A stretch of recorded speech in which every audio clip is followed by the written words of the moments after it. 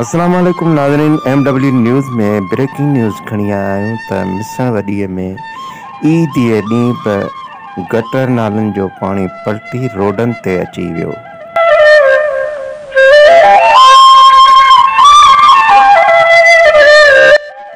जी नाज़रीन, मिसण वॾी जी 16 महीननि खां सफ़ाई न थियण जे करे शहर में गंदगी जो आज़ार आहे ऐं गटर नालनि जी सफ़ाई न थियण जे करे जगह जगह ते गटर जो पाणी जमा थी चुको।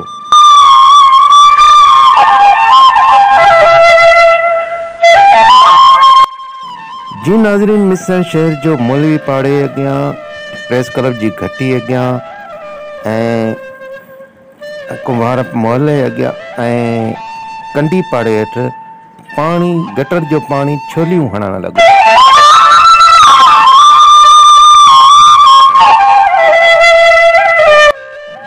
जी नाज़रीन, मस्जिद न वेंदड़ घटी में बि गंदो पाणी जमा हो, जंहिं करे निमाज़िन खे ईद निमाज़ पढ़ण वञण जे लाइ बि गंदे पाणी मां गुज़रणो पियो।